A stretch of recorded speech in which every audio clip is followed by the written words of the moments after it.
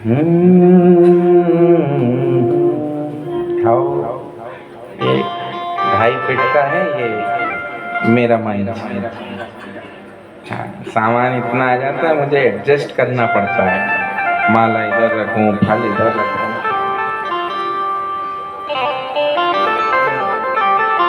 ये देखो, बोली बांके बिहारी लाल की जय। वो भजन ऐसे ही तो बन गया। फूलों में सज रहे हैं श्री वृंदावन बिहारी, फूलों में सज रहे हैं श्री वृंदावन बिहारी, और साथ सज रही है। जय हो आरोही की। लो इधर आओ। और साथ सज रही है ब्रजभानु की। अरे बाप रे, उस दिन वाली तो आई थी रबड़ी, हमने मुन्ना भैया के समर्पित कर दी थी। लो जी, आज तो मुझे लग रहा है रसगुल्ला। 56 भोग कल था और ये 57वां भोग अब मिल रहा है।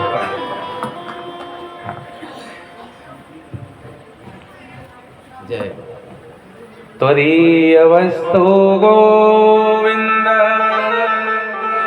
तुभ्यमेव समर्पयम्। हे प्रभु, ये सब कुछ आपका है और आप ही को समर्पित है, मेरा क्या है। जय हो जय। तो वह सुखिया देवी नंदगांव की गलियों में घूमती हैं, फल बेचने का प्रयास करती है। कदाचित कुछ बिक जाते हैं, कुछ नहीं बिकते हैं, उसे कोई परवाह भी नहीं है, क्योंकि परवाह उन्हें करते हैं जिन्हें चाह और चिंता होती है। हमारे संतों ने तो कहा कि चाह गई चिंता गई, ओ मनवा बेपरवाह, ओ जिसको कछु न चाहिए वो साहन को। इसको कुछ चाहिए नहीं था सिवाय भगवान श्री कृष्ण के, इसलिए चिंतित नहीं होती है, आनंद से बस प्रतीक्षा कर रही थी कि कबहू तो दीन दयाल के भनक पड़ेगी कान। किसी दिन तो मेरे दीन दयाल के कान में मेरी आवाज जाएगी, और जिस दिन भी चली जाएगी ना, उस दिन कल्याण हो जाएगा। इसलिए भगवान का स्मरण किसी टाइम पीरियड में नहीं करना चाहिए। कई लोग सोचते हैं मैंने 1 साल जो है सो करो, बाकी बात कछु भाव ना है, मैंने सब छोड़ दो, आप कछु नहीं। जो करते रहोगे हे भजन धीरे धीरे, तो मिल जाएगा वो सजन धीरे धीरे। जो करते रहो, इसलिए भजन बिना शर्त होना चाहिए। शर्त से नहीं कि भगवान मेरा ये काम कर देना तो मैं ऐसा करूंगा। शर्त जो रखते हैं वो उद्योग करते हैं, व्यापार करते हैं भगवान के साथ। भगवान के साथ व्यापार जो करता है ना, वो हमेशा घाटे में रहता है, और भगवान के साथ प्रेम जो करता है ना, वो सदा फायदे। इसलिए प्रेम से भक्ति होनी चाहिए, व्यापारिक भक्ति नहीं। आप मेरा ये काम कर देना, मैं आपको ये चढ़ा दूंगी, आप मेरा ऐसा कर देना, मैं आपको इतने दिन का ऐसा करना। सुखिया जी को कुछ नहीं चाहिए था, केवल निशुद्ध विशुद्ध भजन करते। नगर में घूम रही हैं और भगवान का स्वभाव है ठोक पीट करके लेते हैं। आज मानो भगवान ने ठान लिया कि सुखिया का जीवन पूरा हो चला, आज इसको भक्ति का फल देना है। फिर आई गलियों में, फिर आवाज लगाई, वही आवाज, अरे भैया कोई फल ले लो, बड़े मीठे हैं, बड़े अच्छे हैं, बड़े ताजे हैं। ओ और आज भगवान नंद नंदन ने सुखिया की सुन ली। अपने भवन की छोटी सी झरोका खोल लिया। झरोका मतलब खिड़की। कि राम झरोके बैठ के वो सबका मुजराले, जैसी जाकी चाकरी, जैसी जिसकी चाकरी हो भगवान उसको वैसा देते हैं। अब ये सुखिया की चाकरी देख ली भगवान ने, इसलिए आज झरोका खुल गया। और जैसे ही झरोका खुला तो सुखिया जी जा रही थी, थोड़े आगे भगवान ने आवाज लगा दी, ए मैया, ए मैया। नेक्स्ट सुनियो। सुखिया को हो भगवान योगेश्वर की मनमोहिनी वाणी जब सुनी, सुखिया ने मुड़ करके देखा तो भगवान घुंघराले बाल, मोर पंख लगा है, मणियों से युक्त मुकुट पहना है, पीतांबरी लटक रही है। सुखिया कहती मुझे बुलाया?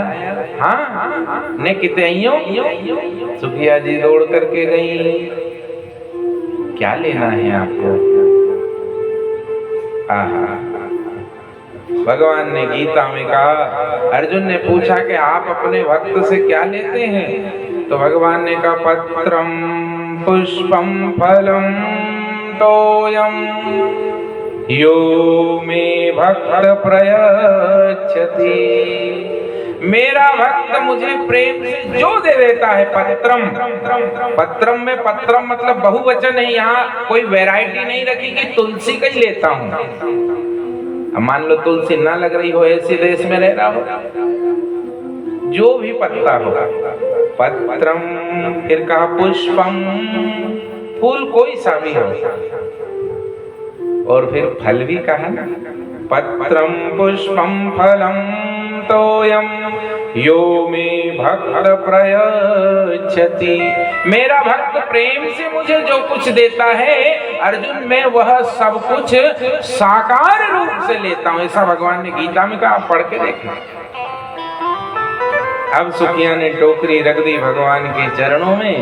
और ये सुनो, ये कथा कोई अम्मा की कोई डोकरी की नहीं है। अभी जरा सुनना तो सार सुनोगे तब आप समझ पड़ेगी, अच्छा मामला ये था। हाँ। चरणों में टोकरी रख दी। सुखिया कहती, लाला कौन सा फल लोगे? भगवान एक फल में कभी संतुष्ट होते हैं क्या?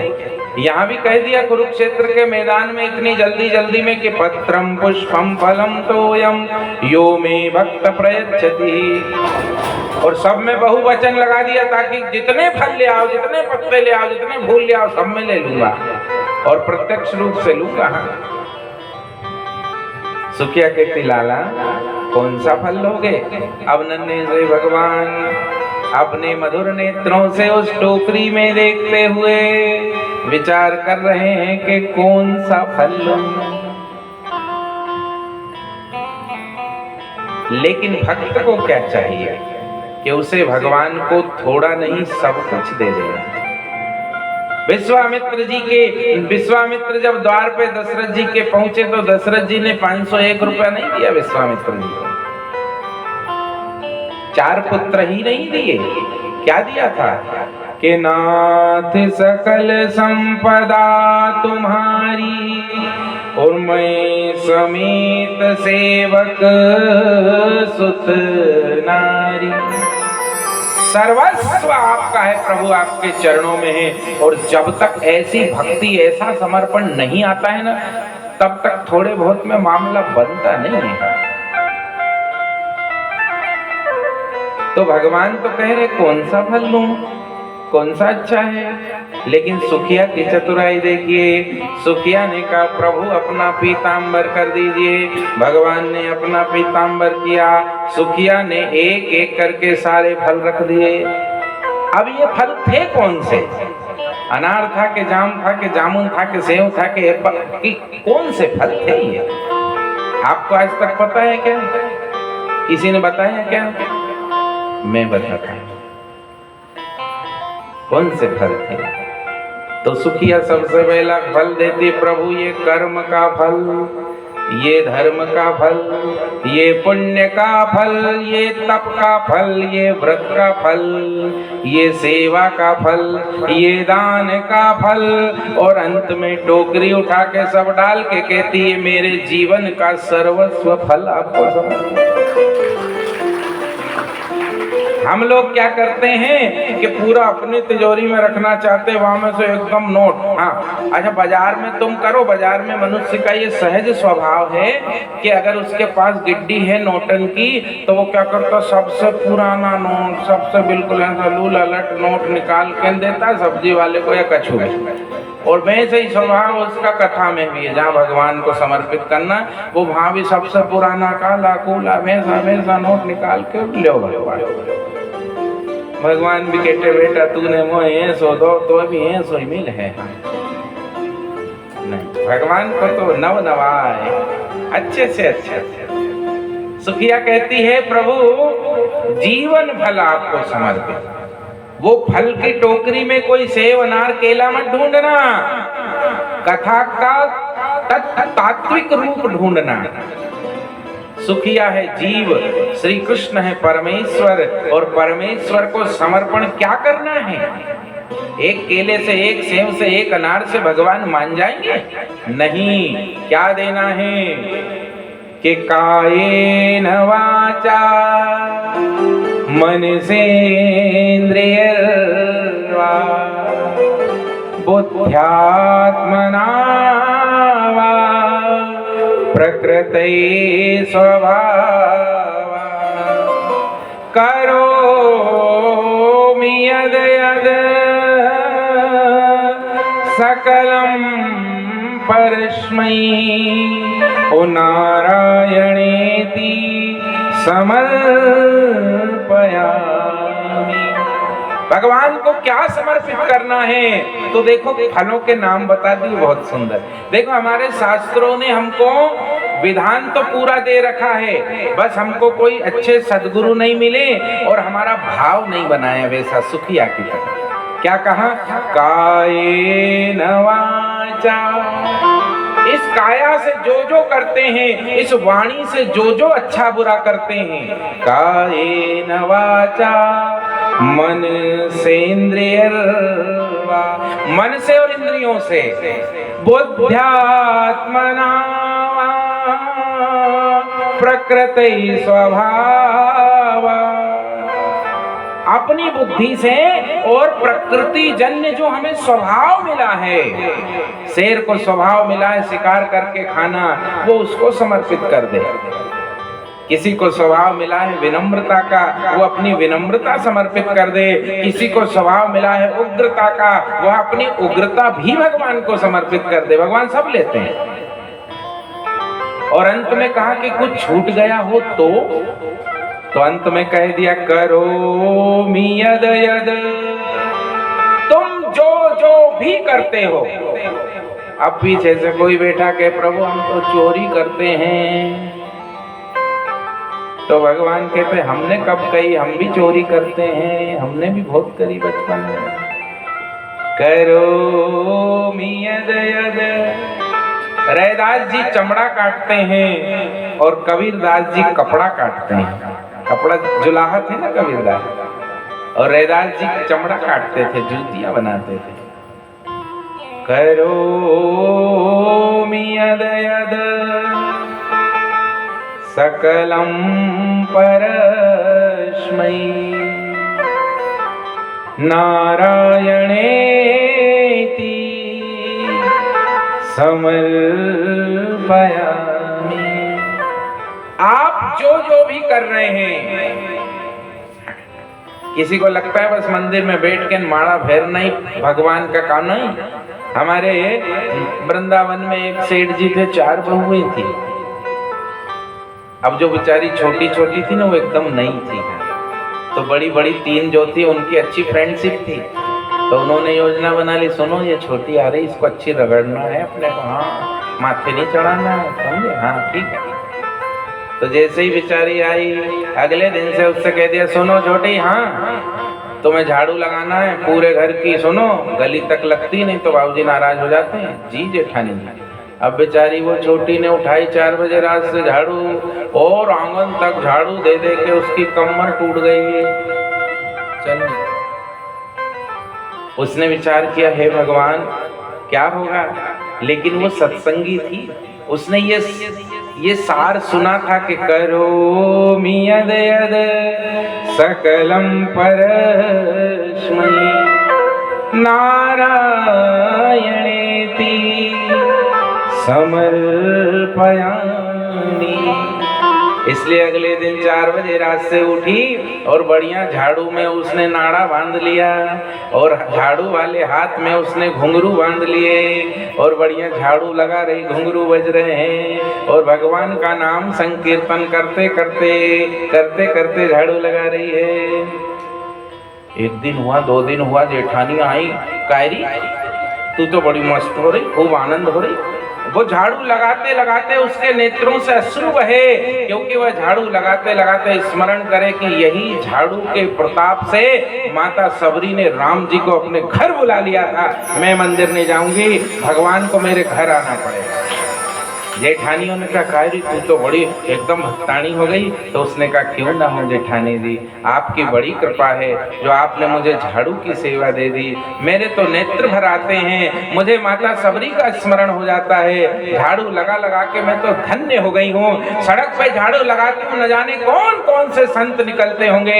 झाड़ू में जब धूल उड़ती है तो उन संतों की चरण रज मेरे सिर पर आ जाती, मैं तो धन्य। सबसे बड़ी जेठानी ने कहा एक काम कर, हाँ कल से तू कपड़े धो, झाड़ू में लगाऊंगी। उसने सोचा इतना फायदा झाड़ू में, मैं फोकट मंदिर में 2 घंटे वहां जाके परेशान होती हूँ, कल से झाड़ू में लगा। अब ये बेचारी को कपड़े धोने का काम मिल गया, तो ये कपड़े धोने में भी आनंद है, उसमें भी भावना कर ली कि वाह वाह मेरे ससुर के वस्त्र, मेरे जेठ के वस्त्र, बच्चों के वस्त्र, सबके वस्त्र, और वस्त्र धोते धोते कभी कभी ठाकुर जी के मंदिर से आसन भी आ जाता है, उनके वस्त्र भी निकल आते हैं, वो उनको धोते धोते भाव विभोर हो जाती है। एक जेठानी का कारी तुझे क्या हो गया?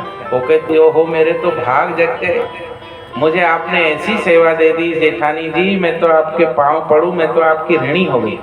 जेठानी ने कहा कल से तू है ना रोटा था कपड़े में धोऊंगी।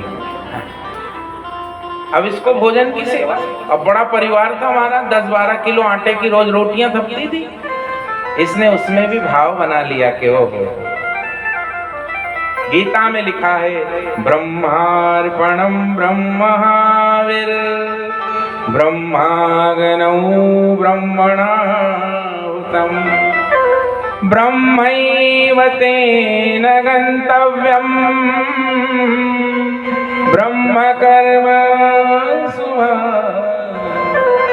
वो विचार करती कि जो जठराग्नि है, भगवान ने कहा वो अग्नियों में जठराग्नि मैं हूं। इसीलिए तो अपन प्राणाय स्वाहा, पानाय स्वाहा, व्यानाय स्वाहा, उदानाय स्वाहा, भगवान ही जठराग्नि होकर हमारे भोजन को चतुर्विधाम, चारों प्रकार के भोजन को पचाम्य हम, मैं पचाता हूं, भगवान कह रहे गीता में। तो वो भाव करती कि ओहो मैं किसी के लिए भोजन नहीं बना रही, मैं तो उनके पेट में बैठे हुए जठराग्नि स्वरूप परमात्मा के लिए भोजन तैयार कर रही हूँ। ये तो यज्ञ की सामग्री है। स्नान ध्यान करके पवित्र होके सुबह से चौका दे करके झोल लगती, 2 पुड़े आटे की रोटी बनाने 12 बज जाते, लेकिन रोती नहीं, उसमें आनंदित हो जाती। 2-4-8 दिन हो गए, फिर एक जेठानी आई, कायरी तू बड़ी प्रसन्न दिख रही कि जेठानी जी आपने तो मुझे धन्य कर दिया। साधु संत आते हैं, भोजन करते हैं, गाय को रोटी जाती है, कुत्ते को रोटी जाती है, पक्षियों को बचा हुआ चिड़ियों को डाल देते हैं। हाँ मेरे तो भाग्य खुल गए, मेरा जीवन धन्य कर दिया आपने। एक जेठानी के एक काम कर, तू तो आराम कर, कल से रोटी मैं बनाऊंगी। के करो यद यद सकलम परस्मै नारायणेति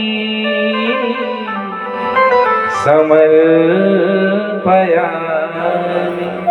इसलिए सवाल इस बात का नहीं है कि आप करते क्या हैं, सवाल इस बात का है कि आप जो भी करते हैं उसमें भावना क्या है आपकी, भावना क्या है।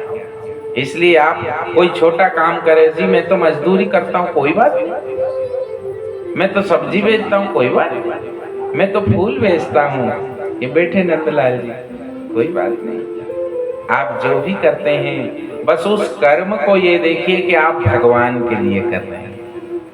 एक बार किसानों ने मुझे पत्र लिखा, बोले गुरुजी हम किसान हैं, हम खेती का कार्य करते हैं और उस खेती में कभी कभी फसलों में रोग लग जाता है, इल्लियां लग जाती हैं, तो आप कहते हैं कि जीव हत्या का जघन्य पाप है, एक दो जीव की हत्या करने का पाप होता है, हम तो एक साथ करोड़ों अरबों जीवों की हत्या कर देते हैं खेत में। जब दवाई का स्प्रे चलता है ना, तो कभी गिनी है कितनी इल्लियां, टिड्डी फिड्डी न जाने क्या क्या स्वाहा कर देते हैं। तो हम कौन से नरक में जाएंगे?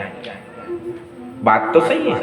अगर कोई अधपका ज्ञानी होता तो कहता नहीं अपराध है, बिल्कुल सही है, आपको नरक तो कन्फर्म है, पर अच्छा हुआ कि वो मेरे पाले पड़े थे, इसलिए मैंने उनको यथार्थ गीता का ज्ञान दे दिया।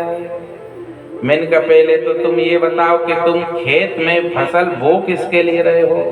अगर तुम तुम्हारे भोग के लिए, तुम्हारे स्वार्थ के लिए फसल बो रहे हो तो निश्चित तुम्हें पाप लगेगा। और अगर तुम भावना बदल लो, बोली वृंदावन बिहारी लाल की जय हो, तुम भावना बना लो। हमने 40 एकड़ में 50 एकड़ में गेहूं की खेती की है।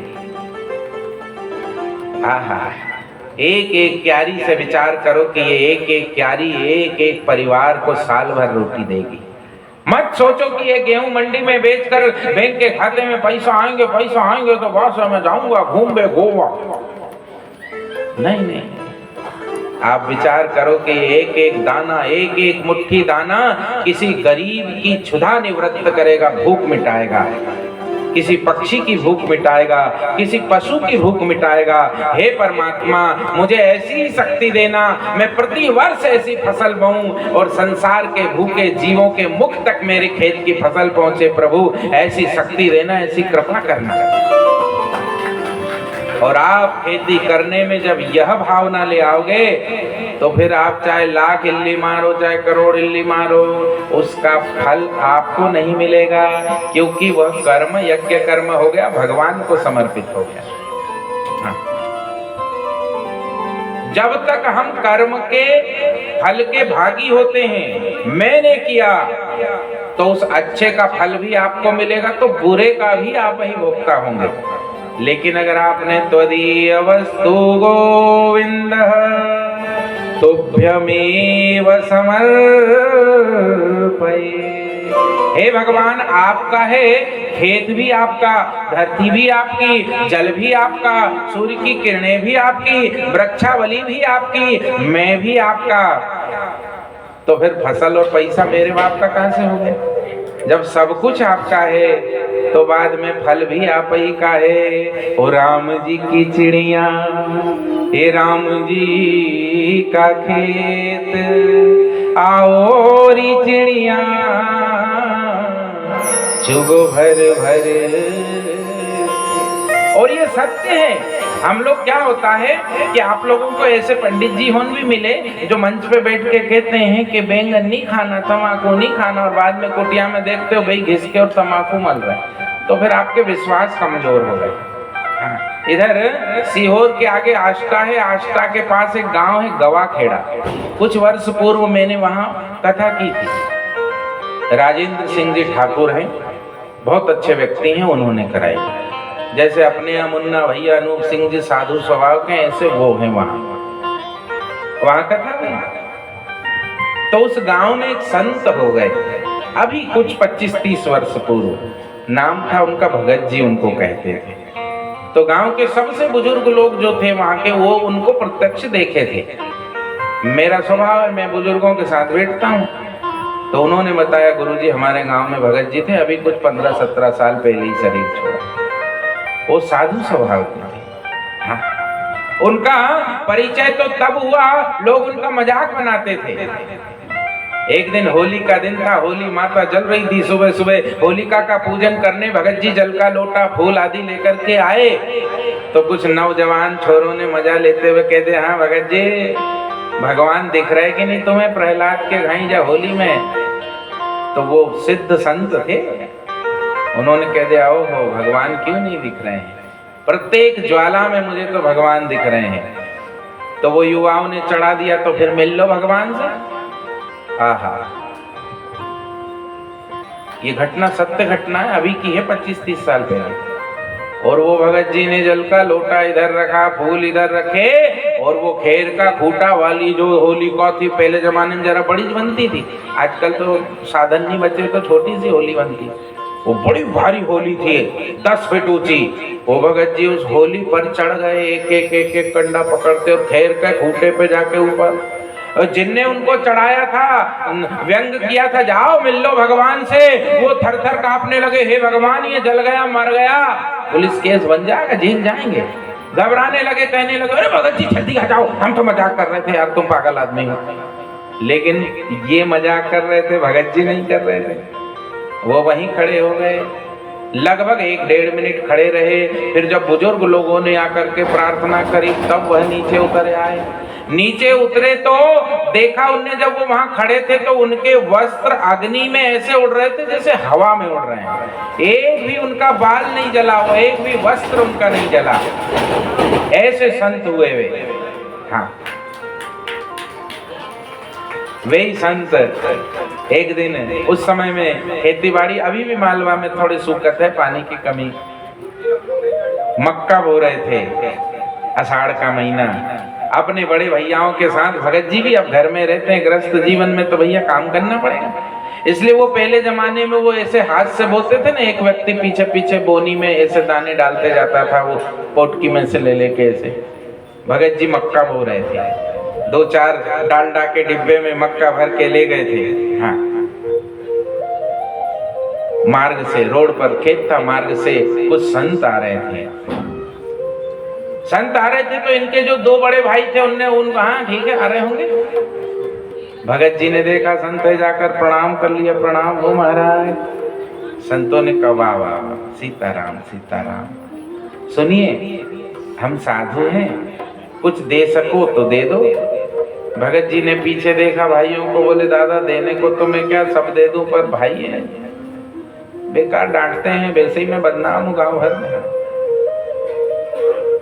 संतों ने कहा कोई बात नहीं, तुम हमें दे दो, भगवान तुम्हें बहुत देगा। अब भगत जी को भाव आ गया, जैसे ही भगवान का सुना भगवान देगा, तो भगत जी ने क्या किया, भाई उधर गए थे दूर लघु शंका के लिए, तब तक वो जो 2-3 डालडा के डब्बे में मक्का भरी हुई थी, वो पूरी मक्का दे दी, बाबाओं को ले जाओ। वे बाबा भी राम के प्यारे थे, पूरी ले गए। अब केवल इनकी वो जो होती थी ना पात्र, जो गले में टांग करके बोते थे, बस उसमें जो बची थी 1-2 किलो मक्का वो बची, बाकी पूरी इनने निपटा दी। अब बोना क्या खेत में? भाई लोग आए, हाँ भैया चलें, करें शुरू, हाँ करो। अब वो बोनी वाला यंत्र शुरू हुआ, भगत जी ने वो टांग लिया और भगत जी डालते गए, भगवान को प्रार्थना करने गए, हे भगवान मैंने भाव में मक्का पूरी आपके नाम से समर्पित कर दी, अब ये खेत बुआ देना। और ये प्रत्यक्ष प्रमाण है, वो गांव के बुजुर्ग लोगों ने मुझे खुद बताया, बिल्कुल इसमें एक शब्द भी मिथ्याभाषण नहीं। वो 2 किलो मक्का महाराज 8-10 एकड़ खेत में चली जा रही है। भाइयों को संदेह हो रहा, कह रहे भगत चिलम मिलम चढ़ा ली, भांग का गोला खा लिया। क्यों भैया, तू मक्का ही नहीं भर रहा डब्बे में से, 1 घंटा होगा, कैसी बो रहा है? तो भगत जी बोले बो तो रहा हूँ, डाल रहा हूँ मैं। हाँ डाल रहा हूँ, झूठेला। उन्होंने वो यंत्र रोका और पीछे जाके वो होता है ना जहाँ बुआती, उसको जाके मिट्टी हटा के देखा तो बिल्कुल जितनी डलनी चाहिए उतनी मक्का पूरे खेत में डल रही है, और भगत जी का पात्र भी खाली नहीं हो रहा है, और भगत जी की भाव समाधि लगी है। बाद में भगत जी ने जब ऐसी भगवान की कृपा कई बार देखी तो वह गांव छोड़ करके चले गए, साधु हो गए। बोली वृंदावन बिहारी। इसलिए उद्देश्य यही है कि आप किस भाव से कर्म करते हैं। कर्म तो सब करते हैं। भागवत में तो वर्णन आता है, एक गणिका के नगर मोहल्ले में एक साधु पुरुष रहने लगे। वो गणिका को रोज देखते और उसका चिंतन करते, और गणिका रोज साधु को देखती और उसका चिंतन करती। जब मृत्यु हुई तो साधु बाबा नरक में और गणिका स्वर्ग में पहुंच गई। पूछा भैया ये सब कैसे होगा, साधु को स्वर्ग में जाना था, नरक में कैसे आ गए? बोले साधु जीवन तो साधु का जी रहा था, लेकिन साधु जीवन में गणिका के मजों का चिंतन कर रहा था। अरे मजा तो एक ही भैया, अपनों का ही है, इसलिए नरक चले गए। और गणिका का जीवन जीते जीते साधु का चिंतन करती थी कि धन्य है इनका जीवन, जो भगवान के नाम पे इन्होंने सर्वस्व छोड़कर भजन कर रहे हैं। तो वह जीवन गणिका का जीते जीते स्वर्ग की ओर चली गई। इसलिए आप क्या कर रहे हैं ये महत्वपूर्ण नहीं है, किस भाव से कर रहे हैं ये अति महत्वपूर्ण है। इसलिए रविदास जी इतने बड़े भक्त हो गए, पर उन्होंने चमड़े के जूते बनाना नहीं छोड़ा, क्योंकि वो जानते थे कि इससे क्या फर्क पड़ रहा है। कि मन चंगा तो कठोते में गंगा। आपका मन अगर पवित्र है तो गंगा जी महाराज आप जहां बुलाओगे वहां आ जाएगी, और आपका मन ही पवित्र नहीं है ना, तो भटक मुआ भेदू बिना पावे कौन उपाय। भटकते रहो कि जन्म जन्म मुनि जतन कराए, अंतराम कहीं आवत नाही। करो यार, इसलिए भावना को बनाइए, भगवान को प्रत्यक्ष जान लीजिए। हे प्रभु, फिर देखिए आनंद। सुखिया फल दे रही है भगवान को, आप तो सर्वस्व ले लीजिए। मेरे तप का, मेरे जप का, मेरे ध्यान का, मेरे त्याग का, मेरे पुण्य का सारा फल सुखिया ने श्री कृष्ण की झोली में डाल दिया, भगवान ने ले लिया। सुखिया कहती प्रभु त्वदीय वस्तु गोविंद तुभ्यमेव समर्पयेत्। भगवान ने लिया, जाने लगे। सुखिया जाने लगी तो भगवान ने कहा अम्मा निक रुकियो। क्यों? अरे हमने आपसे इतने फल ले लिए और जो बदले में कछु ना आए दो ना, तो अभी जसोदा मैया जमुना जी गई हैं, आके हमारी पिटाई कर देगी। हाँ कहेगी अच्छा फोकट में ले लेते गरीबन से, इसलिए कुछ लेती जाओ। सुखिया ने कहा क्या लूंगी, रुको तो। भक्त को ऐसा ही लगता है जब सब छोड़ देता मुझे कुछ नहीं चाहिए, लेकिन भगवान का भाव होता है कि कुछ कैसे न दूं। रामायण में जब विभीषण सब कुछ छोड़ करके आ गए लंका से, राम जी ने समुद्र के जल से राज्याभिषेक करके कहा आज से आप लंकापति हो। विभीषण जी को भी संकोच हुआ, सबको हुआ कि आपने ऐसे कैसे, लंका जीती है ही नहीं और लंका दे दी, अपनी है कहाँ, शंकर जी की है।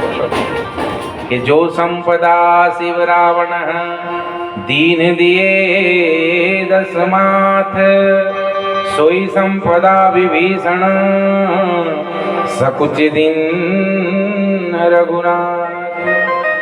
जो संपदा रावण को भगवान ने 10-10 शीश काटने के उपरांत दी थी, भगवान राम ने वही संपदा विभीषण को संकोच करते हुए दे दी। कई लोग पूछते हैं यहाँ संकोच क्यों किया, तो कुछ लोग कहते हैं इसलिए कि शिव जी की संपदा थी राम जी ने दे दी, तो इस बात का संकोच शंकर जी क्या कहने। नहीं, शिवस्य हृदयं विष्णु विष्णुस्य हृदयं शिवः।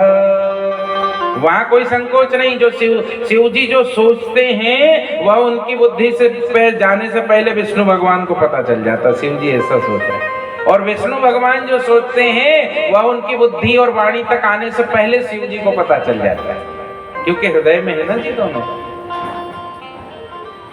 इसलिए संकोच इस बात का नहीं था कि शिव जी क्या कहेंगे हमारी संपदा दे दी, संकोच इस बात का था कि विभीषण कहेगा प्रभु अभी 15 मिनट पहले ही मैं लंका का मंत्री था, वो सब छोड़कर लंका के सुखभोग को लात मार कर मैं आपकी शरण में आया, और आपने यहाँ आने का फल रूप भी मुझे लंका का राज्य ही दे दिया।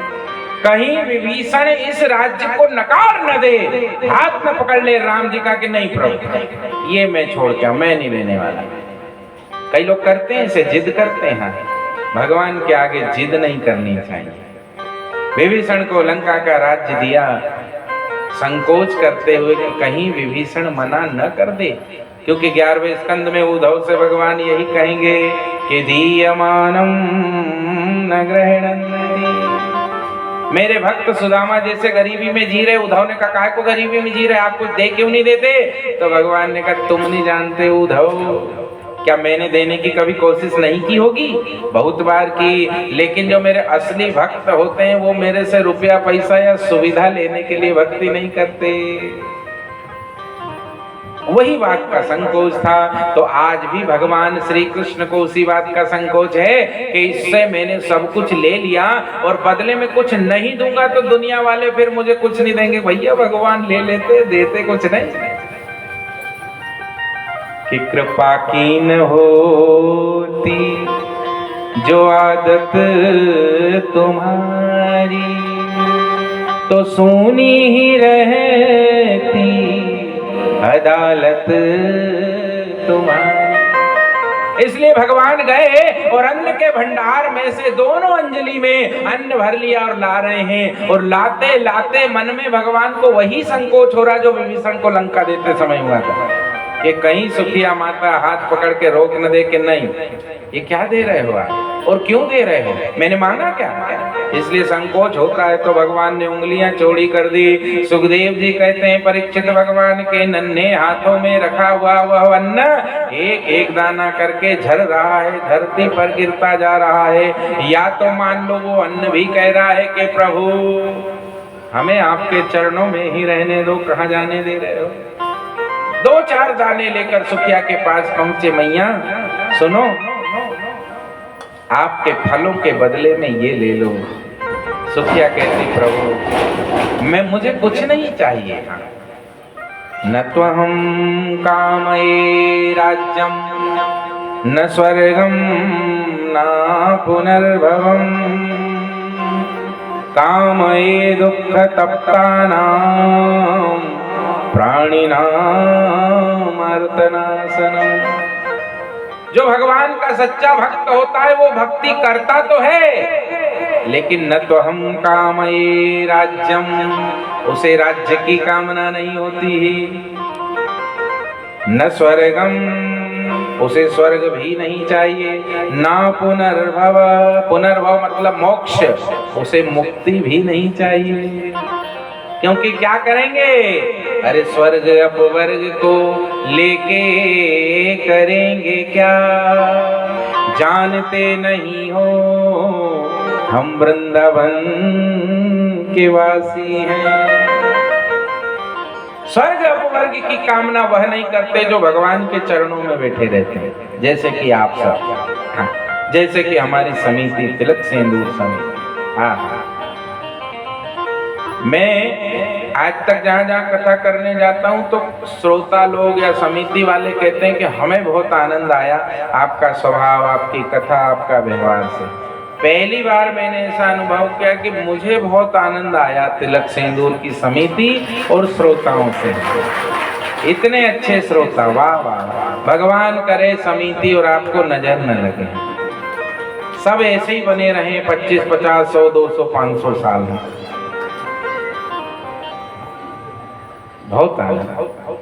भोजन कराते हैं, नहीं तो हमारे साथ पता है होता क्या, कथा में देर हो रही होती है तो आयोजक वाले जैसे गाय भैंस को नहीं ले जाते जंगल में डंडा मारते मारते, ऐसे हमरे पीछे डंडा लेके लग जाते, गुरुजी जल्दी भोजन कर लो, 12 बजे 12 हो भैया।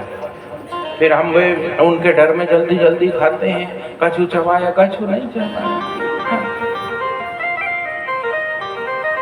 और यहाँ तो महाराज वो महेश वर्मा जी, मुन्ना भैया इतने प्रेम से, हम सही कह रहे हैं, हमारी माता जी ने हमें इतने प्रेम से नहीं खिलाई होगी रोटी कभी, इतने प्रेम से खड़े रह के गुरुजी रोटी लीजिए, दाल लीजिए। और वो जो भंडारी है जो भोजन बनाता है उससे हम मिले नहीं आज तक, पर हम उसको भी कहते भगवान भोलेनाथ की कृपा बनी रहे, उसके हाथ में भी शिव का आशीर्वाद है, बहुत अच्छा स्वाद और सात्विक भोजन बनाता है। तो ये सब कब होता है कि राम कृपा बिनु सुलभ न सोई। जब प्रभु की कृपा होती है ना, तब यह सब संयोग सुलभ होते हैं। हाँ, इतने प्रेम से, वात्सल्यमयी दृष्टि से। हाँ, नहीं तो जब हम तो निकले थे कथा करने के निमित्त, हमें यही था भगवान जंगल में है, पर हम भी क्या, ये 437वीं कथा है ना, इसलिए हम भी घिसा घिसा के बिल्कुल शालिग्राम बन गए हैं। हाँ हाँ, अब परिस्थितियां हम पे ज्यादा असर करती नहीं है। हाँ, पर फिर भी मन में रहता है कि भगवान ही जाने क्या होगा। जंगल की कथा है, समिति दूसरे गांव की, वहां के निवासी कोई नहीं है, लेकिन यहाँ आकर के देखा तो अनुभव हुआ कि धनवान तरसते जिस धन को, उस धन को हमने पाया है। धनवान तरसते जिस धन को, उस धन को हमने पाया है। लोग तो मर के स्वर्ग में जाते हैं, हम तो जीते जी स्वर्ग में रहते हैं। ये तिलक सिंदूर जीते जी कैलाश पर्वत है महाराज। हाँ, इसलिए आप छोटा मत अनुभव कीजिए। और मैं तो कहूँगा इस बार भले 10, 20, 50 लोग रह रहे हैं, मुन्ना भैया बैठे हैं सामने और सारी समिति बैठी है, हरि किशोर जी, और कौन कौन है, मेरी आंखें, कोई उल्लू की आंखें, थोड़े सा मैं पहचान लूँगा, पर फिर भी समझ लीजिए कि दुपट्टे से पहचान रहा हूँ। मैं तो समिति वालों से कहूँगा कि अगली बार व्यवस्था दुगनी कर लें, और आप सबसे निवेदन करूँगा कि बहुत कमाते हो 365 दिन, 7 दिन की छुट्टी पहले से ही रखो, और 7 दिन तिलक सिंदूर महादेव के चरणों में डेरा डाल दो। सोटा, लोटा और लंगोटा, दरी, चद्दर, मोबाइल को तो आग लगे घर ही छोड़ आना, क्या जरूरत बाकी। हाँ, सोटा, लोटा, लंगोटा, दरी, चद्दर, थाली, कटोरी, बस आ गए आराम से एक साधुओं सा वेश बनाकर, और 7 दिन यहीं डट जाइए। क्या जाता है महाराज, लोग तीर्थों की यात्रा करने जाते हैं, न जाने कहां कहां। अरे जब इतना बड़ा महातीर्थ हमारे क्षेत्र में है, तो हमें कहीं जाने की क्या जरूरत है। भागवत में तो लिखा कि अगर कोई कहे आकर के कि आप स्वर्ग में चलोगे, तो इंद्र को भी मना कर देना। क्या कहना कि स्वर्ग अपवर्ग लेके करेंगे क्या, हो जानते नहीं हो हम तिलक सिंदूर के वासी हैं। हम वहां रहते हैं, हमें न स्वर्ग चाहिए और न मोक्ष चाहिए। आप तो बाबा भोलेनाथ की यजन कीजिए, पूजन कीजिए, प्रेम से आराधना कीजिए। अरे मार्कंडे जिसको 12 वर्ष का जीवन विधाता ने दिया था, ऐसे मार्कंडे को अजर अमर कर दिया जिन भोलेनाथ ने, वो भला आप पर कृपा क्यों नहीं करेंगे। तो सुखिया को भगवान ने थोड़े से अन्न के दाने ला दिए। बोली वृंदावन बिहारी लाल जय हो।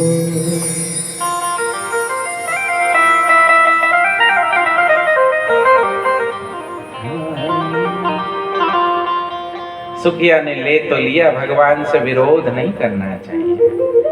जैसे विभीषण जी को लंका दी, ले ली। भगवान जो जिम्मेदारी दे ना, वो ले लेना चाहिए। कई लोग अपनी टांग नहीं मोई नहीं चाहिए फेंक दो, ऐसा नहीं करना। भगवान ने 4 दाने सुखिया की टोकरी में डाले। सुखिया ने कहा प्रभु ये टोकरी भी आपकी, ये दाने भी आपके, और इसे मेरे सिर पे रखने की जिम्मेदारी भी आपकी। हाँ, मैं अब वजन नहीं ढोंगी। तो भगवान ने खुद टोकरी उठवा कर सुखिया के सिर पर रख दी। अब सुखिया परमानंद में डूब गई और चली जा रही है अपने घर की ओर। जाते जाते जाते जैसे जैसे पग आगे बढ़ा उसकी टोकरी भारी होती गई और घर के आंगन में जाकर सिर से गिर गई। और जैसे ही गिरी तो आंगन में देखा अमूल्य मणि मुक्तादि बिखर गए, हीरा पन्ना मोती जवाहरात, ऐसे अमूल्य रत्न गिर गए। जब एक रत्न किसी को मिल जाए तो 7 पीढ़ी धन्य हो जाए। अब सुखिया के मन में किंचित लोभ होता तो वह सब समेट के घर में रखती ना। सबसे पहले तो वो भगवान को डांटने लगी, मैंने ये सब तुमसे कब मांगा, क्यों दे दिया मुझे। और फिर भी रोते रोते घर में गई और घर से झाड़ू ले आई और झाड़ू लाके सब अमूल्य रत्नों को सकेर कर कोने में पटक दिया कचरे की तरह। क्योंकि जिस पर भगवान की कृपा रूपी अमूल्य निधि बरस रही हो उसे सांसारिक रत्नों की आवश्यकता नहीं। इसलिए प्रेम के साथ, आनंद के साथ हिकाई लाया न कहीं। हमारे सिंगाजी बाबा है उधर कथा होती साल में 1-2 बार है। उधर के लोग बड़े प्रेम से सुखिया जी का अनुभव, हिकाई लाया न कहीं ले जावांगा, जैसा आया न वैसा चले जावांगा।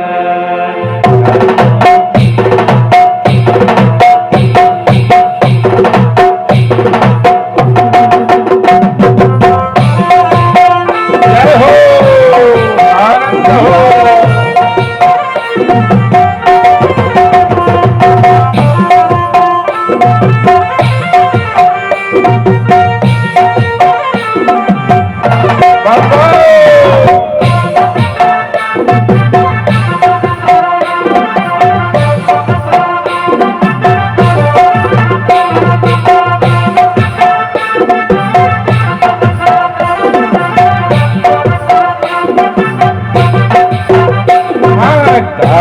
लाया न कहीं ले जावांगा, जैसा आया न वैसा चले जावांगा। लाया न कहीं ले जावांगा, जैसा आया न वैसा चले जावांगा। अरे जैसा आया न वैसा चले जावांगा, जैसा आया न वैसा चले जावांगा। जैसा आया न वैसा चली जावांगा, आया न वैसा चली जावांगा। हाँ कहीं लाया न कहीं ले जावांगा, जैसा आया न वैसा चली जावांगा।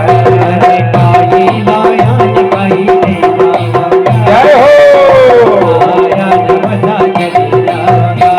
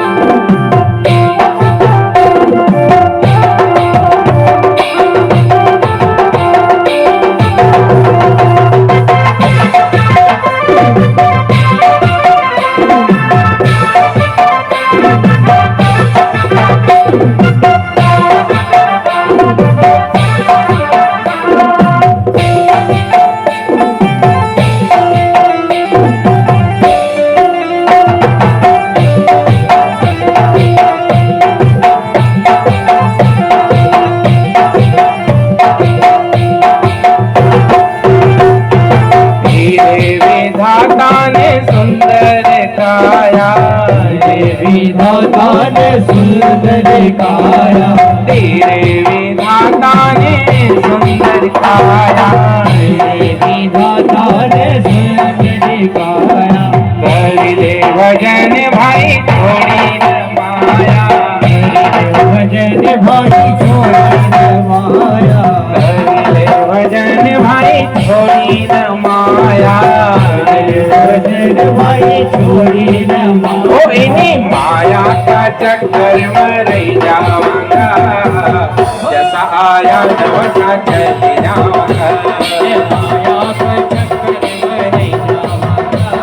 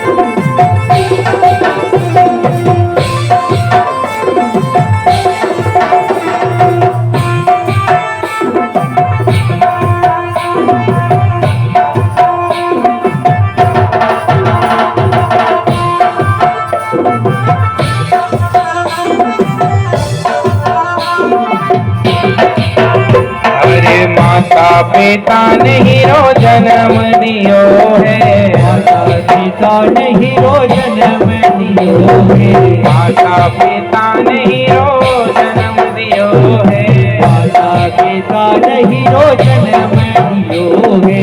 बड़ो उपकार भाई हम पे कियो है, उपकार भाई हम पे कियो है, हाँ बड़ो उपकार भाई हम पे कियो है, उपकार भाई हम पे कियो है।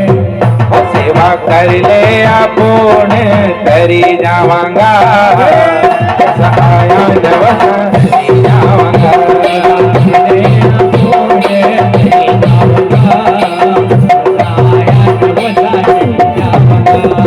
कहीं लायन कहीं ले जावांगा, जसायन वसा चली जावांगा,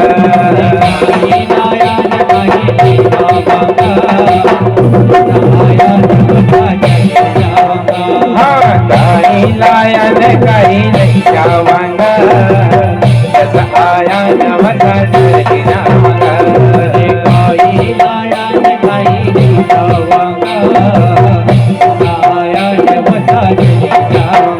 हाँ जैसा आया नवसा चली जावांगा, जैसा आया नवसा चली जावांगा, जैसा आया नवसा चली जावांगा, जैसा आया नवसा चली जावांगा। हाँ काई लायन काई नहीं जावांगा, जैसा आया नवसा चली जावांगा,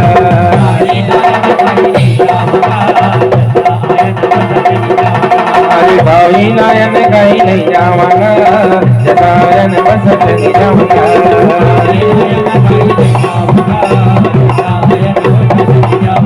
अरे भाई लायन कहीं नहीं जावांगा, जसायन वस चली जावांगा,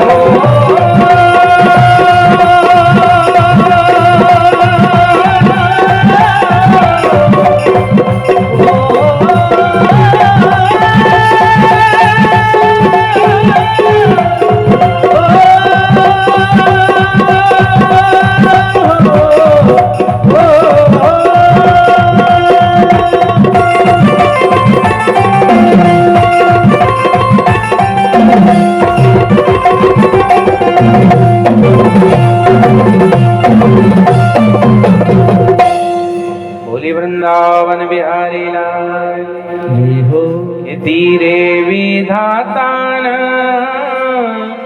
सुंदर काया, करिले भजन भाई छोड़ी न माया, हे नि माया का चक्कर मारे जावांगा, जैसा आया नवसा चले जा। जय हो बोली वृंदावन बिहारी लाल की जी हो। अब्दुल्लागंज से मयंक जी पधार गए, बहुत अच्छा स्वागत है आपका, है ना, बैठिए बैठिए। तो सुखिया जी मालिन ने भगवान की कृपा प्राप्त की। इस प्रकार से अनेक छोटी मोटी लीलाएं ब्रज में चल रही थी। प्रतिदिन भगवान कोई न कोई नित्य नई लीला करते थे। प्रत्येक लीला को 2-3 घंटे में कह पाना संभव नहीं है। फिर भी ये जो हमारे मेड़ता में, आप कभी पुष्कर गए हैं? पुष्कर जाएं तो पुष्कर से नागौर की ओर जब जाते हैं तो मार्ग में मेड़ता सिटी पड़ता है, राजस्थान। मेड़ता में मीराबाई रहती थी। ये मीराबाई कौन थी? ये भी सुखिया मालिन की तरह ही ब्रज की एक गोपी ही थी। हाँ। लेकिन भगवान श्री कृष्ण जिस दिन जाने वाले थे, बस अब जाना ही है, तभी ये नई नई ब्याह करके नंदगांव आई थी। हाँ, अब बहू थी, इसलिए 1.5 फीट का घूंघट करती थी। जमुना किनारे जल लेने गई, जल लेकर के जा रही थी, तो कन्हैया का स्वभाव था। हाँ, जैसे हम मंदिर जाते हैं तो भगवान का दर्शन करने जाते हैं ना, ब्रज में जब भगवान आते हैं तो हम सबको दर्शन देने आते हैं, इसलिए सबका मुंह देखते हैं, जो न दिखाए जबरदस्ती देख लेते हैं। हाँ, तो मीरा जी पूर्व जन्म में जब गोपी थी ब्रज की, 1.5 फीट का घूंघट करके जमुना जी से जल भर करके घर के लिए आ रही थी। कन्हैया जी बैठे थे कदम्ब की डाली पे, बांसुरी बजा रहे थे। मधुमंगल ने कहा, कन्हैया ये सब तो अपनी पहचान वाली दिख रही, पर जा एक कोई नवादी लग रही मोए। हाँ, कन्हैया ने कहा, हाँ ये कौन है? परिचय तो करना पड़ेगा भैया।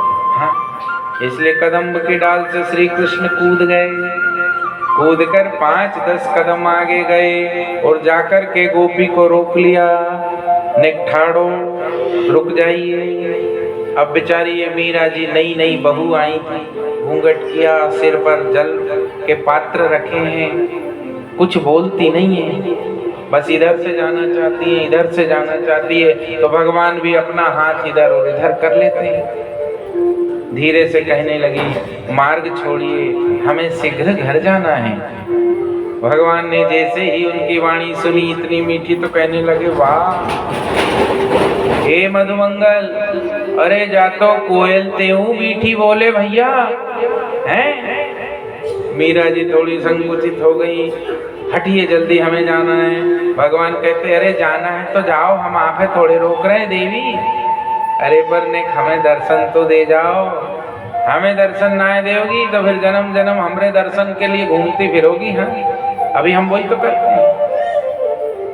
चली जाऊं मैं वृंदावन, तेरा दरबार काफी है, करूं मैं प्यार किस किस से, तेरा एक प्यार काफी। अब मीरा जी भी जिद पर अड़ गई। हाँ, छत्राणी, नहीं हमें नहीं दिखाना मुंह, चलिए हटिए जल्दी। अब बाल कन्हैया 10 वर्ष की आयु है। अरे देवी ने मुंह तो दिखा दो, अरे हमरा भी देख लो, और क्या लगे लगाए। हाँ, मीरा जी नहीं मानी, लज्जा भी थी, ससुराल वाले क्या कहेंगे। पहले ही दिन आई, पानी भरने गई और सब हैं फोहड़ता कर आई। लोकलाज का बड़ा भय होता है। मीरा जी ने पकड़ लिया अपना घूंघट, हमें नहीं दिखाना, एक हाथ से जल एक हाथ से घूंघट। भगवान ने बहुत कहा, नहीं मानी और चालाकी से निकल के बाजू से घर आ गई। अब 1-2 दिन में भगवान तो मथुरा सिधार गए। जब बाद में इन्होंने सत्संग किया, गोपियों के साथ रही और गोपियों ने श्याम सुंदर की कथाएं इनको सुनाई, और फिर इनको प्रेम हुआ और फिर विरह की अग्नि। भगवान तो खुद मुझे दर्शन देना चाहते थे, अहो मैं कितनी अभागी जो मैंने उन्हें इनकार कर दिया। प्रार्थना करने लगी कि हे भगवान, अब ये जन्म तो मेरा कोरा रह गया, परंतु आप अगले जन्म में मुझे अवसर देना। और वह द्वापर के अंत के ही समय भगवान श्री कृष्ण थे। थोड़े दिन बाद कलयुग लग गया, और कलयुग में आज से 500 वर्ष पहले मीराबाई जन्मी। अनूप सिंह जी बैठे राजपूतों के घर में, नहीं तो राजपूतों में, और वो भी फिर मारवाड़ में, मेवाड़ में, बाप रे बड़ी भारी मर्यादा रहती है।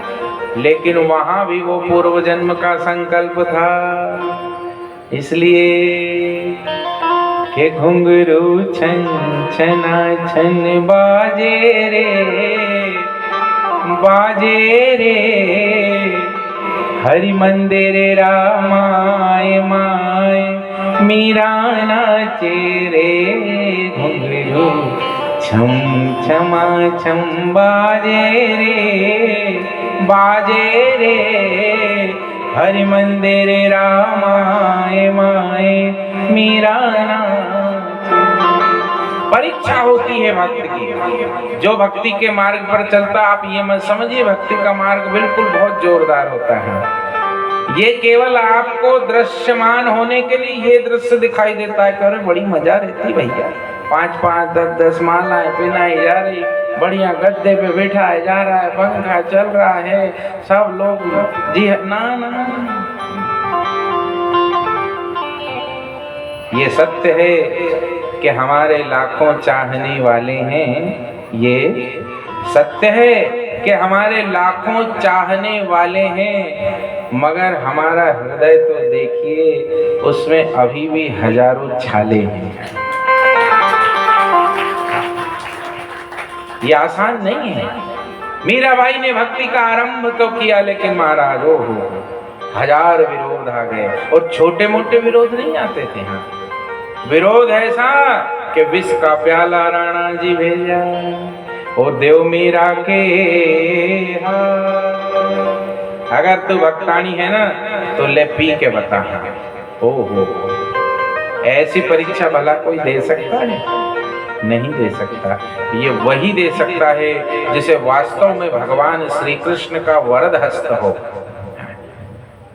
विष का प्याला लेकर के आ गई दासी, द्वार खटखटाया, भाई साहब कहीं है कि राणा जी थाने चरणामृत भेजो, कटु लाया है, वृंदावन आयो, अभिषेक करो वहां के भी। अच्छा, मीराबाई का भाव उपजाया हो, भगवान बाके बिहारी का अभिषेक और उसका चरणामृत मुझे। अब वैसे चरणामृत अपने पास आता है तो अपन को चम्मच से 1-2-4 बूंद मिलता है, और अपन भी कोई पूरा कटोरा लेके थोड़े पी जाते, जानते हैं कि पब्लिक में बटेगा। लेकिन मीराबाई के सामने कटोरा आया तो उनने चम्मच 2 चम्मच नहीं लिया, पूरा कटोरा लेकर एक बार में पी गई। दासी तो पिला के निकल गई। घंटे 2 घंटे बाद का जरा देख लेना, निपट गई की बच्ची। और जब वो घंटे 2 घंटे के बाद डरते डरते आई, देखा तो घुंघरू छन छना छन बाजे रे हरि मंदिर रामाय माय मीरा नाचे रे, घुंघरू छन छना छन। मीरा तो उत्सव कर रही थी। एक बार नहीं बरी दूसरी बार सांप का पिटारा, जंगल से मंगवाया भयंकर नाच, बंद कमरे में ले जाओ पिटारा। क्या है तो सुंदर बढ़िया मखमल की पिटारी में बोले राणा जी ने आपके लिए बहुत सुंदर आभूषण बनवाया है, हाँ लीजिए स्वीकार कीजिए। मीराबाई ने ले लिया। बाद में खोल करके देखा, अब इनको लग रहा था इसमें भयंकर विषैला सांप है, जैसे ही खोलेगी दंश मार देगा, मर जाएंगे। लेकिन मीराबाई ने जैसे ही वह पिटारा खोला कि सांप पिटारो राणा भेजिया देव मीरा के हाथ। और मीराबाई ने जैसे ही खोला तो माए बैठे हो गोपाल, उसमें तो भगवान का श्री विग्रह शालिग्राम जी हो गए। बोली वृंदावन बिहारी लाल जय हो। फिर भेजा देख कर आओ, अब मरी की बज गई। तो मीराबाई तो वही घुंघरू छन छना छन, घुंघरू छन छना छन छन बाजे रे हरि मंदिर रामाय माय मीरा नाचे रे, घुंघरू छना छन छन बाजे रे भाई मीरा नाचे रे, घुंघरू छन छना छन बाजे रे हरि मंदिर रामाय माय मीरा नाचे रे बाजे रे हरि मंदिर रामाय माय मीरा नाचे जय हो प्रेम से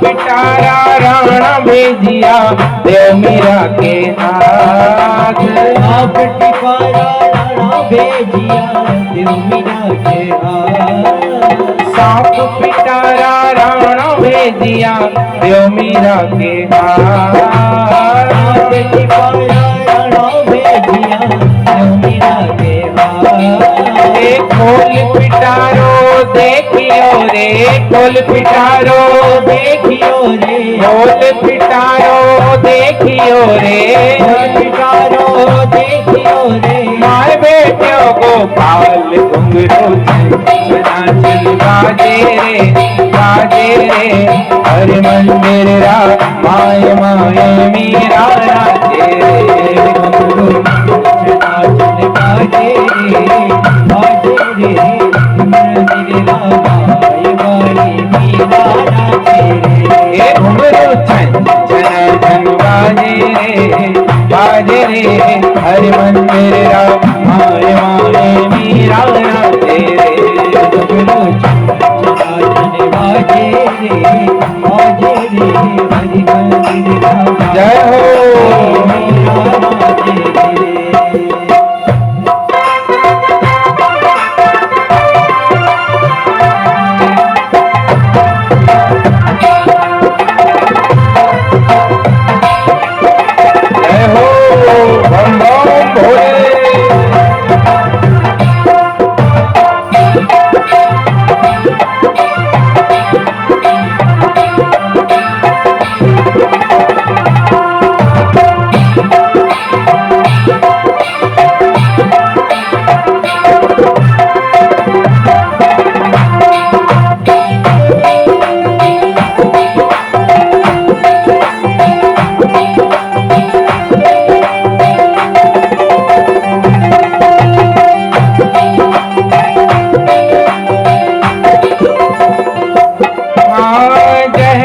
प्याला राणा भेजिया देव मीरा के हाथ का प्याला राणा भेजिया देव मीरा के हाथ जहर का प्याला राणा भेजिया देव मीरा के हाथ का प्याला राणा भेजिया देव मीरा के हाथ चरणामृत कर पी गई रे चरणामृत कर पी गई रे चरणामृत कर पी गई रे चरणामृत कर पी गई और थे जानो गोपाल घुंघरू छन बाजे रे हरि मंदिर माय माय मीरा नाचे रे घुंघरू छन बाजे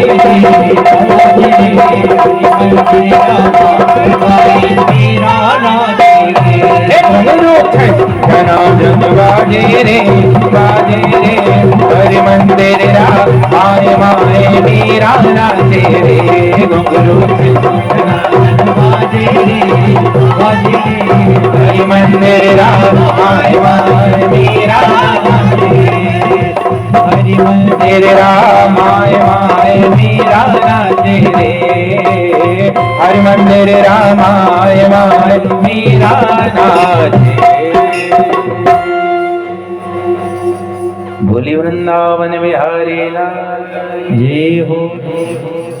कि बाबा मैं बैरागण हूँ।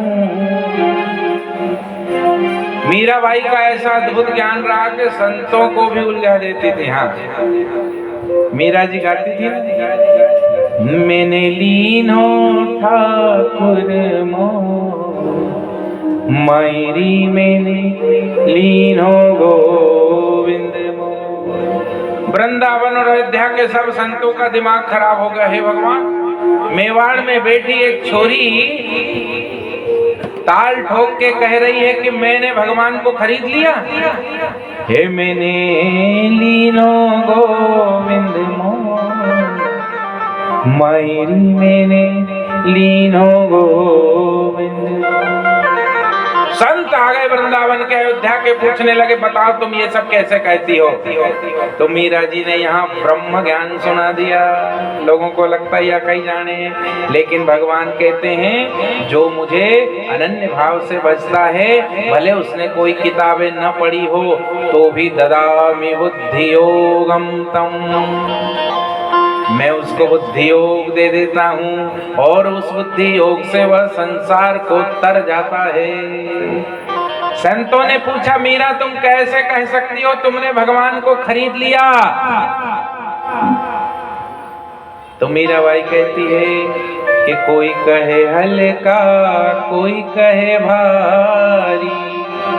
उपनिषदों में लिखा है भगवान के बारे में, अणोरणीयान महतो महीयान, भगवान अणु से भी छोटे हैं और जब वामन से विराट हो जाते हैं तो महतो महीयान, 14 भुवन भी उनके 2 कदम में नप जाते हैं, ऐसे महान हैं। तो मीरा कहती कोई कहे हल्का कोई कहे भारी, हे मैंने लीनो तराजू तो मायरी मैंने लीनो गोविंद। के मीरा के प्रभु गिरिधर नागर, मीरा के प्रभु गिरधर नागर, ओ हरि बिकते हैं प्रेम के मोल, मायरी मैंने लीनो गोविंद। संतों से कह दिया कि भगवान बिकते हैं महाराज, आपने कभी उनका मोल लगाया? बोले हमें मालूम ही नहीं कायम बिकते हैं, हमने खरीद लेते। तो मीरा जी कहती हैं कि हरि बिकते हैं प्रेम के मोल। बिकते हैं कि नहीं बिकते? कल सुना था, शेष महेश दिनेश सुरेश विधि लोक हूँ जाको पार न पायो, ताही अहिर की छोहरिया छछी अनिवर छाछ बिना चिन्ह। ये नाच किस कीमत से किया था? प्रेम की कीमत से। इसलिए प्रेम मिलता कहाँ है? तो मीराबाई ने कहा कि प्रेम न खेतो उपजे, प्रेम न हाठ बिकाय, राजा चहो प्रजा चहो शीस दिए ले जाए। ये प्रेम तो महाराज शीश देने से मिलता है। जिसने अपना शीश दे दिया उसको ही भगवान के चरणों का प्रेम मिलता है।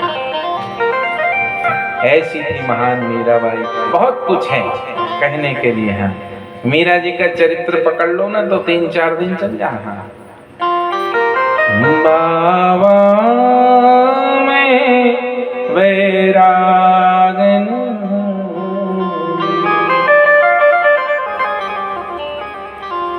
जिन वैसा मेरो साहेबरी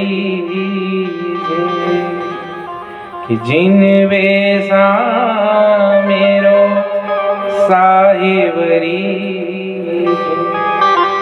वो ही वेश धरूंगी बाबा मैं वैरागन। मीरा जी ने तो बचपन में ही भगवान से विवाह कर लिया था। जैसे राधा जी का, भगवान इतने बड़े थे ना, तभी राधा जी का विवाह ब्रह्मा जी ने करवा दिया था। ऐसा ब्रह्म वैवर्त पुराण में लिखा। और मीरा जी का भी वैसा ही हुआ। मायरी मैंने सुपने वरी को, सपने में विवाह हो गया था मीराबाई का ठाकुर जी से। तो ऐसे वर को क्या वरूं, जो पुजे अरु मर जाए।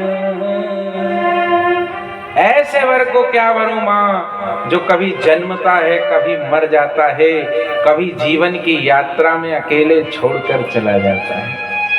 ऐसे वर को क्या वरूं, जो पुजे अरु मर जाए। के वर वरिये गोपाल जी, मारो चूड़ीलो अमर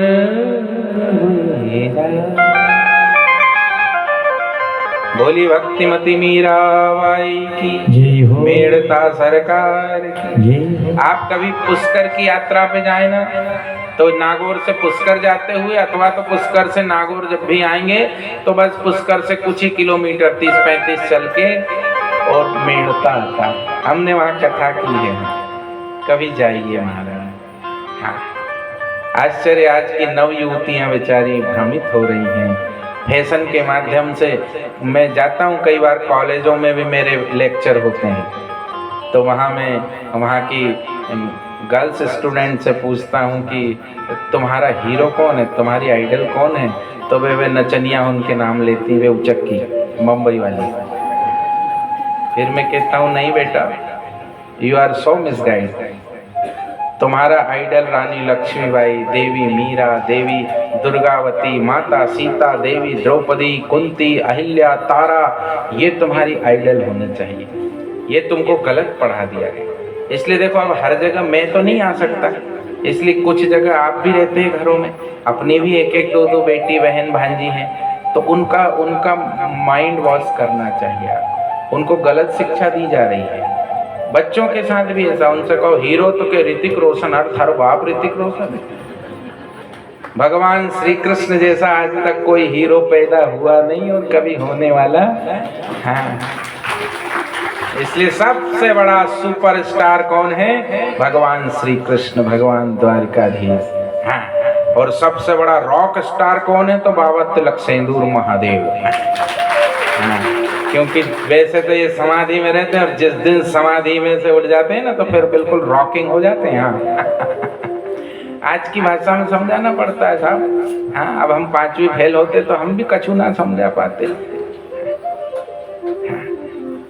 इसलिए चंदा सा मुखड़ा उड़ाए, मस्तक पर मून लाए, है भांग भपूरा डाइट, कर देते रॉन्ग राइट, इनमें वो टैलेंट है। हमारे भूतनाथ जी भक्तों की सुनते अर्जेंट है, हमारे भूतनाथ जी भक्तों की सुनते अर्जेंट है। बस बस बस, आज हमें छूट मिल गई, जाक मतलब जे नहीं है। हाँ हाँ, हमको क्या है कि आज हमारी आदरणीय तिलक सिंदूर समिति की ओर से थोड़ी छूट मिल चुकी है कि आज आप अपनी ट्रेन को 4 बजे से थोड़ी बढ़ा सकते हैं। कल मुन्ना भैया और आदरणीय अनूप सिंह जी और ये साउंड वाले भैया ने भी सबसे पहले कह दिया, इन्हें बहुत जल्दी है कल समेटने की। प्रेम की बात कह रहा हूँ, इसलिए बोले आज जितनी आपकी पेट में बची कुची कथा हो ना, निकाल देना। कल 10 से 12 बजे तक, ठीक है ना? 10 से 12 ही रहेगा मुन्ना भैया। समिति वाले हाथ खड़ा कर दे, कल का समय 10 से 12 ही रहेगा ना? हाँ बस, तो कल आपको जल्दी आना। 10 से 12 की कथा होगी, भंडारा होगा, बाकी और भी जो जो प्रक्रिया होती है मुझे पूरी मालूम नहीं, पर वो कल अपने सामने आएंगे। तो हीरो तो भगवान है, हमारी आइडल मीराबाई है। आगे बढ़ते हैं, सुखिया जी का उद्धार किया। अब भगवान किशोरी राधा जी का चरित्र बहुत महान है। हमने बस इतना सुना राधा जी आती हैं, होली खेलते हैं, लीलाएं होती हैं, नहीं, इतना आसान नहीं है महाराज, वहां भी होता था। ब्रह्म वैवर्त पुराण में लिखा है कि कई देवियां राधा जी से जलती थी और राधा जी की निंदा करती थी यदा कदा, हो बड़ी भक्तानी हो गई है, कन्हैया के पीछे डोलती फिरे, देखी हमने ऐसी भक्तानी। अब बलराम जी के कानों में यह बात आ गई कि राधा जी की कीर्ति को दाग लग रहा है।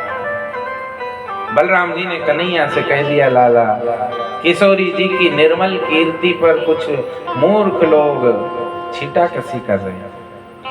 और भगवान का स्वभाव है कि भगवान कहते कि तुम मुझे 100 गाली दे दो, मैं तो झेल लूंगा, लेकिन मेरे भक्त को एक भी गाली दी ना तो सुदर्शन उठ जाएगा। हाँ, इसलिए भगवान ने सोचा राधा जी की कीर्ति तो अमर करनी पड़ेगी। क्यों हो रहा है ऐसा? इसलिए भगवान ने एक लीला कर दी। और क्या लीला करी कि भगवान ने अपना पेट दुखने का नाटक शुरू कर दिया। जसोदा मैया घबराई, लाला बेटा तो कहा होगा। भगवान के पता नहीं माता बहुत तीव्र पीड़ा हो गई। जसोदा जी ने गोकुल से, नंदगांव से, बरसाने से, मथुरा से, न जाने कहां कहां से वैद्याचार्यों को बुलवाया। बड़े बड़े वैद्य आए, अनेक प्रकार की औषधियां दी श्री कृष्ण को, परंतु वह कष्ट वास्तविक हो तब न मिटे, पीड़ा मिट नहीं रही। जसोदा जी ने कहा, बेटा हमें तो समझ ही नहीं आ रहा। तो भगवान ने बलराम जी को इशारा कर दिया, दाऊ प्लान स्टार्ट करिए। तो बलराम जी चले गए वन में और एक वैद्य का सा स्वरूप बना करके आ गए। बलराम जी वैद्य बन करके आ गए और गोपों से कह दिया, जाओ रे आगे आगे जाके जरा थोड़ी अपनी छवि बनाओ। तो गोप आकर चिल्लाने लगे, अरे दुनिया के सबसे बड़े वैद्य आ गए भैया, अब कन्हैया की तबीयत कन्फर्म अच्छी हो जाएगी। हटा दो,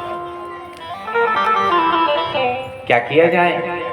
जसोदा जी ने खूब पांव पड़े वैद्य जी के, वैद्य जी अच्छो भयो आप आ गए, मेरो लाला 3 दिन से कछु न खा रहा हो न पी रहा। अब बलराम जी वैद्य बन, हाँ हाँ अरे माता चिंता न करो, हम आ गए ना, अब सब ठीक। बलराम जी ने हाथ देखा, नाड़ी देखी, आंखें देखी, फलाना देखा, मुंह खुलवाया, सब कर लिया।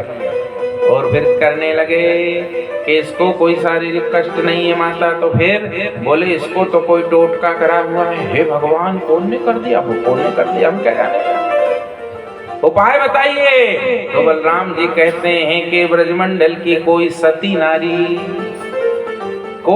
नारी ब्रजमंडल की,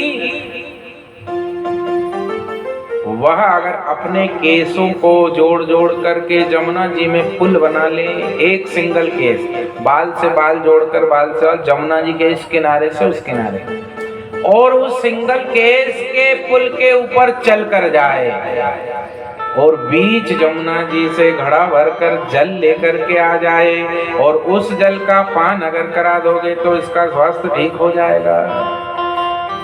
अब सैकड़ों लोग हलचल लेने आते थे, सब ब्रजमंडल की देवियां बैठी थी जो राधा जी की निंदा करती थी। सबको था कि हमसे बड़ी सती बा राधा हो गई है, बाको कहा। अब भगवान राधा जी का मान स्थापित करने के लिए लीला करें। तो जसोदा जी ने जैसे ही देखा तो जसोदा जी सब जो बैठी थे उसके, ओ बहन केरी फलाने वाली, तू तो बहुत बड़ी सती है। तू बादिन मौ से कह रही थी मेरे पति के अलावा मैं कौन, जल्दी जा कर दे। तो वह धीरे से कहे, जसोदा जी देखो हम कहते तो हैं मनो, अब हमें भी नहीं मालूम कभी हमने कोई गलती कर दी हो, और जो बाकी की भी सब थी वे धीरे से सटक ली, हम नहीं है। हाँ, अब कोई दावा नहीं कर रही कि हम सती, राधा हमसे बड़ी हो गई। सब दूर जसोदा जी ने ढिंडोरा पिटवा दिया, जो कोई भी सती मेरे कन्हैया के लिए इस प्रयोग को करेगी मैं उसको मुंह मांगा इनाम दूंगी। चारों तरफ ढिंडोरा पीट दिया पर कोई सती नहीं आती आगे बढ़ के। भगवान कहते, अरे माता जी बहुत कष्ट है, बड़ा पीड़ा है। बलराम जी वेद बन के बैठे, माता जी जल्दी करो, देखो ये ऐसा नहीं चलेगा, नुकसान हो जाएगा।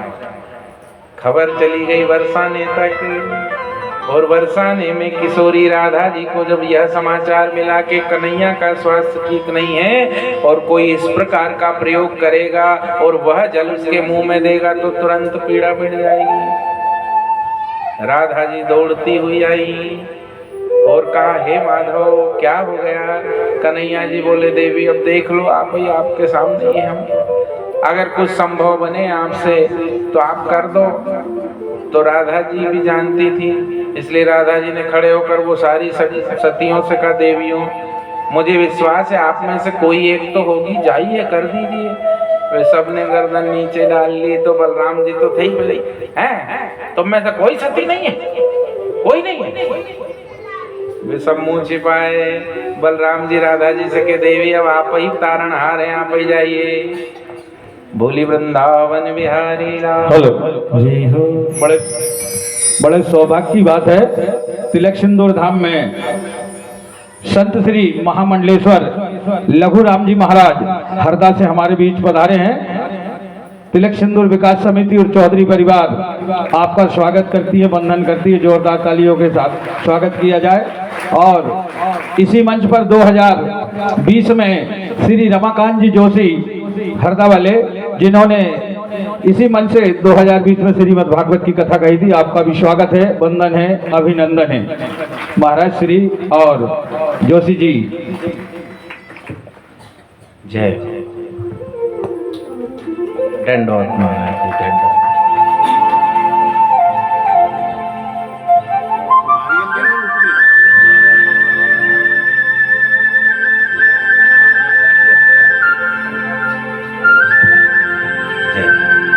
तिलक सिंदूर में आपका महाराज जी स्वागत है, वंदन है।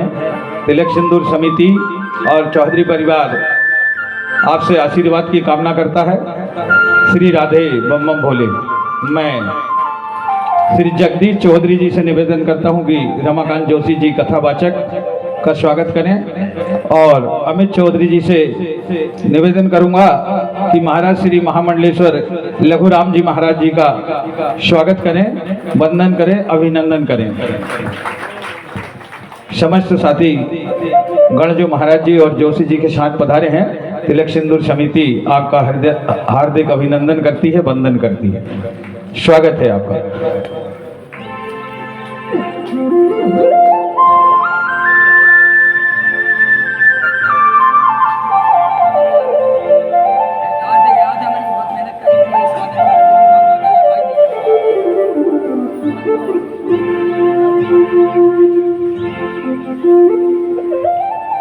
बोली वृंदावन बिहारी लाल की जय हो। परम सौभाग्य का विषय है। देखिए, ऐसे ज्ञान यज्ञ तभी सार्थक होते हैं तब इन ज्ञान यज्ञों के मध्य में संत चरण सन्निधि प्राप्त हो जाए। और हमें दो अवसर मिल गए। परमादरणीय महामंडलेश्वर पूज्य महाराज श्री एवं रमाकांत जी जोशी, दो महापुरुष पधार गए, तो बड़े आनंद का विषय है। जोरदार तालियों से स्वागत कर दीजिए।